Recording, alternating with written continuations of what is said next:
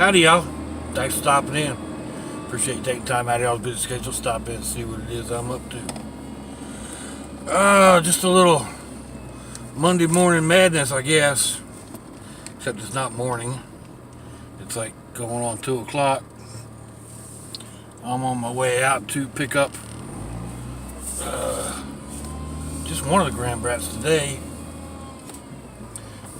The youngest one got picked up by his grandma, and the other one, the oldest, went home sick. So, anyway.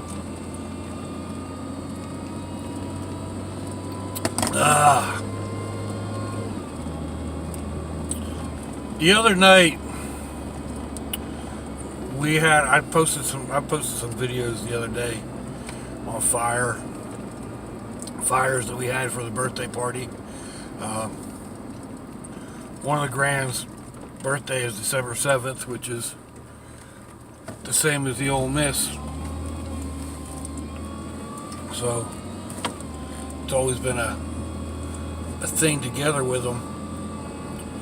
And a couple of the kids wanted to send up balloons to my mom. They'd done it for their other grandfather.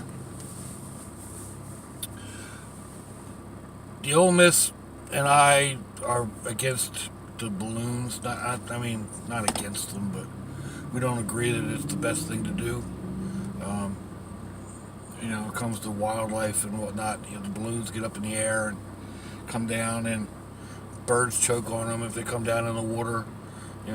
Different marine life tries to eat them, and it ends up killing them. So we were never big proponents of releasing balloons into the sky with messages, but we did talk the kids into writing letters, and we put them in the fire.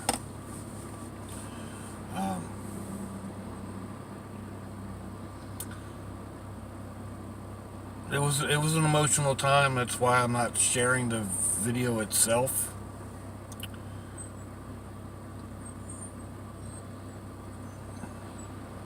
But I don't know where I want to go with this. I think basically what I'm trying to say is, don't do balloons. Do another way of sending a spiritual message if that's what you want to do. We used a bonfire. You can do it over a candle. My one grandbrat said, why? I talk to my grandmoms every day.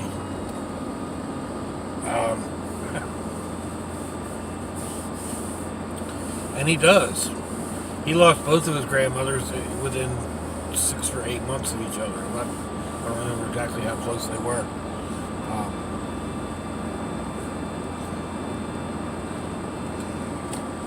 Devastating for a 7-year-old.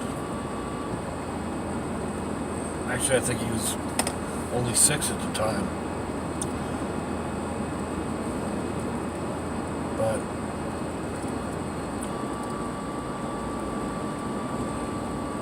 it was really, it was a beautiful moment, but it was also very emotional.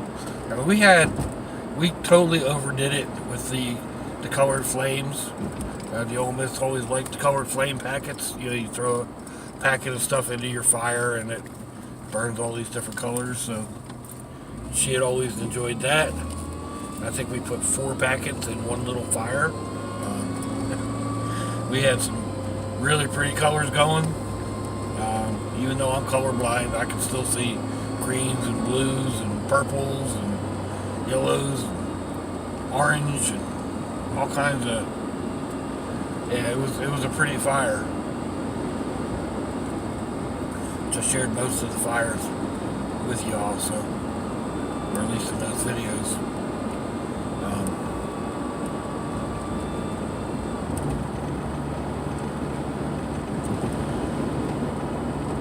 It's a gray, overcast, miserable day today. See if I can get you out of this holder. Excuse my hand.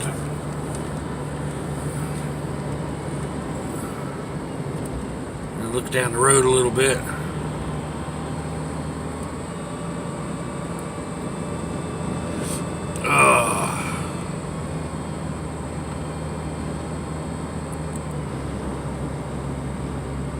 Some birds of prey up there circling around. Of course, when I want a traffic light, I'm not going to get one.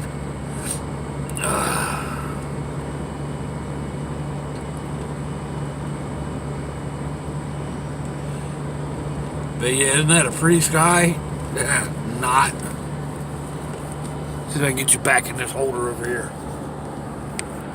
Look, Ma, no hands. Oh, excuse me. Oh yeah, now I'm going to get a traffic light. Yeah. Ain't that always the way? Actually, no, it turned green. So.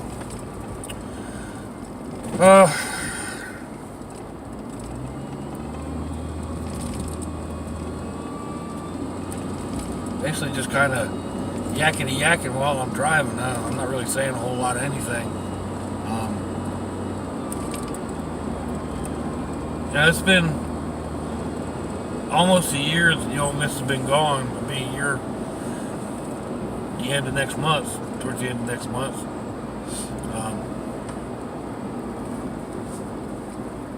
Talk about a life-changing event. I'm adapting well to it, I think. Moments like the other night are difficult, but for the most part, I've dealt with it fairly well.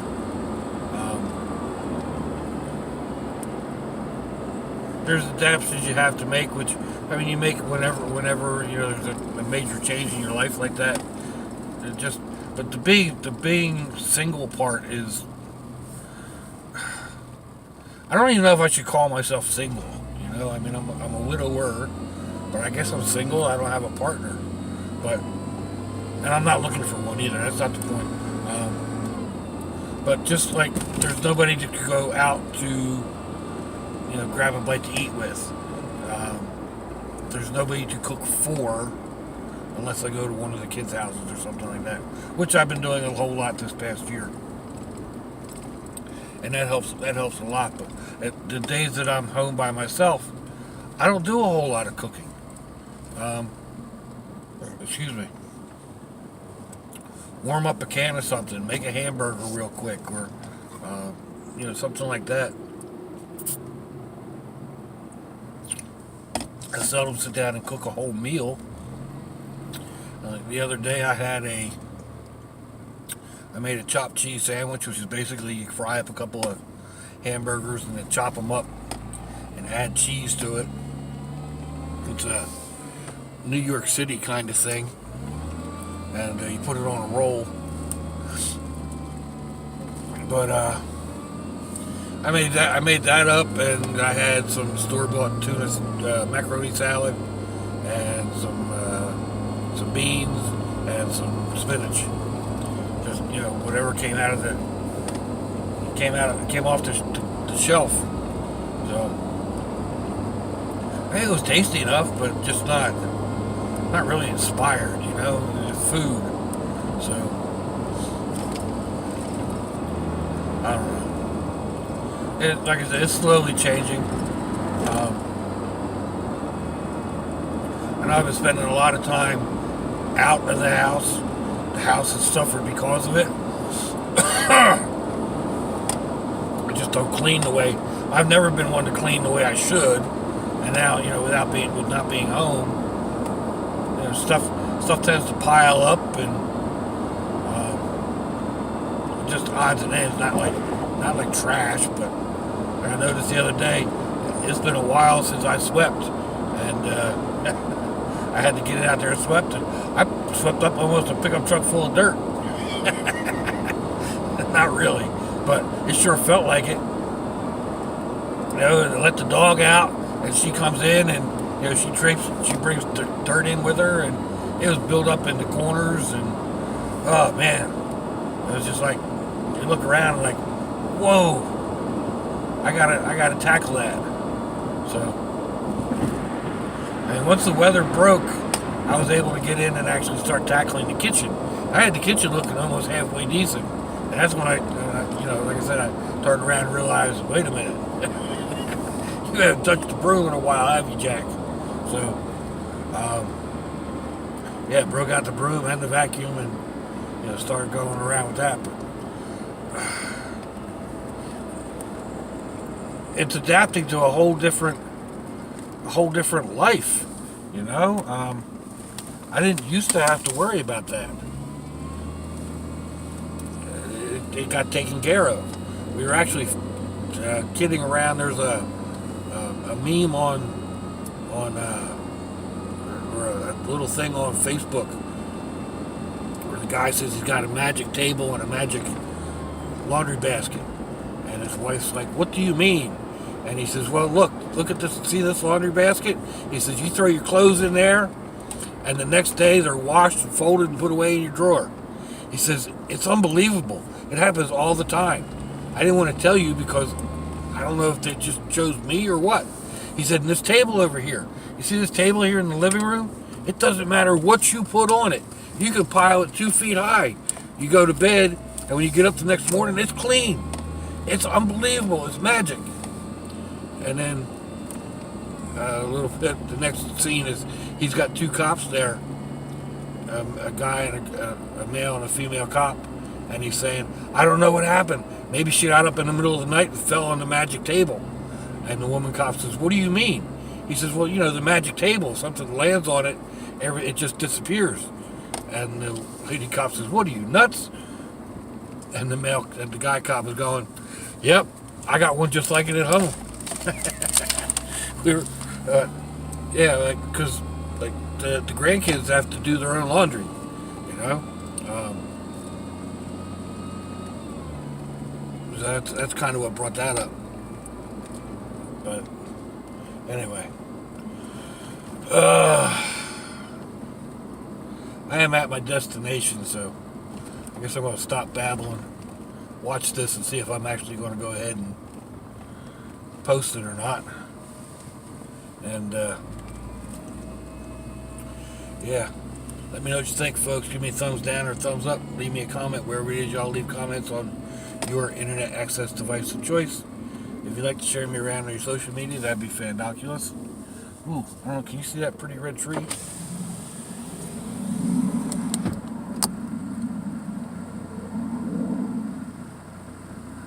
We do get some color down here. If you'd like to check me out on Facebook, Imager, or Instagram, I'll get some links in the description box below. If you'd like to share me around on your social media, that'd be fandoculous. I think I may have said that. I don't know. Lost my track of thought. But I'll have some similar videos below, links below, and you'll find my snail mail, my email, and yada, yada, yada, yada. So, cancer is an insidious disease, people. There's so many different types of it. Every one of them will rock your world. They'll rock the world of the ones that love you. So, if something doesn't feel right, talk to a doctor. Get it checked out. If your loved ones are nearby, give them a kiss and a hug. If they're not, give them a call. Hit them up on Facebook. Let them know you think about it. Let them know you love them. We're not promised tomorrow, people. We're not promised our next breath. If you're estranged, forgive, forget, apologize. You may not get another chance. Maybe it'll be them that won't get another chance. It'll be you perusing the handbook for the recently deceased. I hope not. I hope to see y'all again, and until I do,